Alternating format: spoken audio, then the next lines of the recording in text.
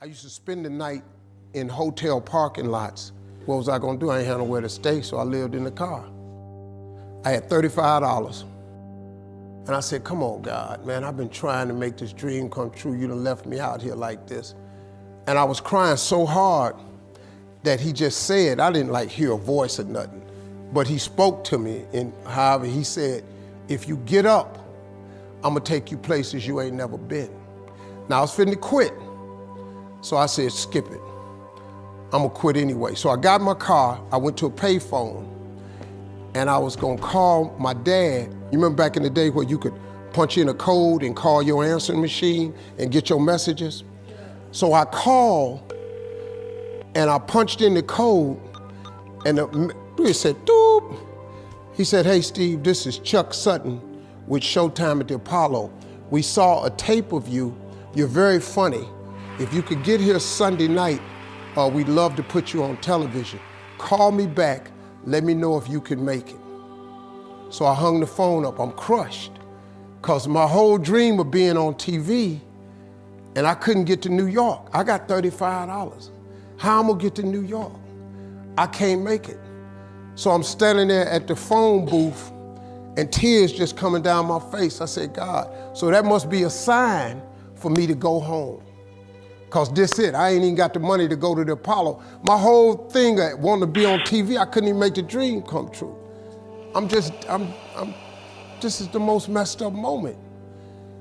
And so I said, man, let me call this dude back and see if he said this Sunday. Because maybe he said next Sunday, and I can hustle up a little bit of money or something. I don't know what I'm gonna do, but let me just call him back. So I called him back.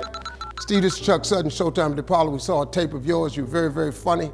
Look, we have an opening Sunday night at Showtime at the Apollo. If you can make it, we'd love to put you on TV. I said, it's this Sunday. Before I hit the button, I heard, doop, you have another message. Now, it wasn't there before.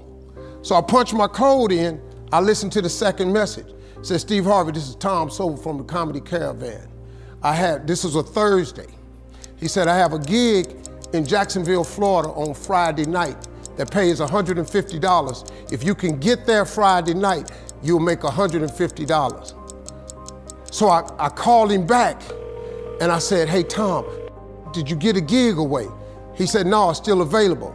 He said, can you get there? I said, I'm in Pensacola, Florida. I'm 3.5 hours away. So I drive to Jacksonville, Florida, and that night I made the 150. The club owner said, man, you funnier than the guy we hired. If you stay tomorrow night, I'm gonna give you another $150. So now I got $300 now. So I get on the phone, I call Chuck Sutton. I say, hey man, is the gig still available at Showtime at the Apollo? He said, yeah, we got one opening left. I said, I'll be there. So I called Eastern Airlines, who used to be open back then. They had a special for $99 going from Jacksonville, Florida to New York round trip. So I parked my car at the airport. I got it.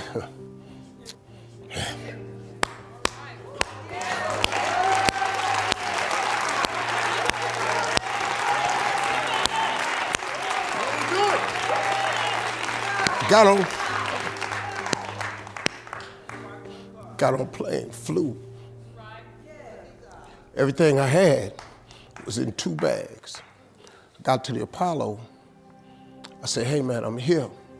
I got there at 11 o'clock in the morning. He said, you can't stay here because you don't come on to the late show tonight. I said, man, I ain't got nowhere to go. I said, if you just let me stay in this building, man, I ain't gonna move around nothing. I ain't got nowhere to go. I'm in Harlem, I can't go back out here. I got these 2 bags. I got victim wrote all over me, man, so. He said, all right, if you go upstairs, don't come down. So he put me in the dressing room on the 6th floor. So that's where all the comedians was. So I stayed up there. I got hungry around 3 o'clock, man, I couldn't take it no more. So I went back downstairs, a dude named Alton Liston. I said, hey man, he said, man, I thought I told you, don't come down them damn steps. I said, hey man, I'm just hungry, man. I said, let me go to that KFC I saw on the corner. Just let me get some chicken. I'll come right back. He said, man, if you ain't back in 20 minutes, you ain't getting in this building. So I went, bought me some chicken, came back. So the comedians started coming in the building. They started coming up on the 6th floor. So I meet this guy named D.L. Hughley. I introduced myself, he introduced himself. I'm sitting there, another guy come in named Dwayne Johnson. Then this other dude walked in named Jamie Foxx. And I introduced myself. We don't know each other, ain't none of us famous. It's 1991, man. They gave everybody the lineup. I was on the last show of the night. I don't go on to 11 at night. I done had this 4 pieces of chicken. I'm starving, man. That chicken done wore off. I'm nervous, man. I'm about to throw up. D.L. Hughley went downstairs. D.L. Hughley got booed off. Dwayne Johnson got booed off. Jamie Foxx went down there and got booed. They booed Jamie, then Jamie started singing. And then they started clapping.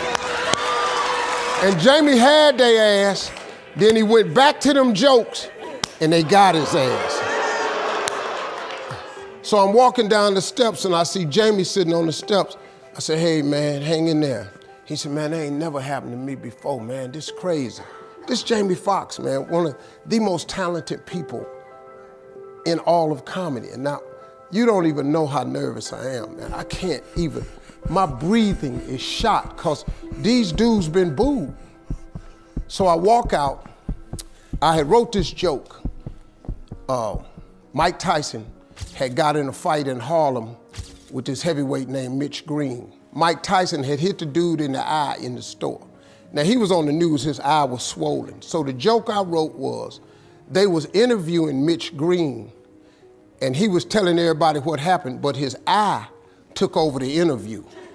And I wrote this joke that his eye started talking and was just, I tell you what happened. The heavyweight champ's fist is coming towards my face. I just said, Lord, Lord, Lord. And I wrote this whole joke about this dude's eyeball talking.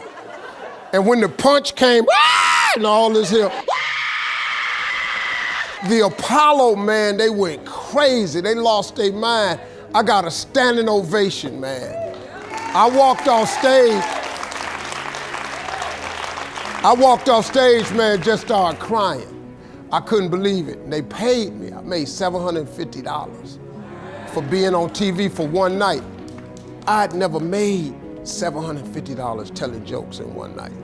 And so that was my first television appearance. A couple weeks later, Sinbad was the host of the show. He got this job on Different World. And so he quit. And so Mark Curry became the host. And then Mark Curry got hanging with Mr. Cooper and he quit. And they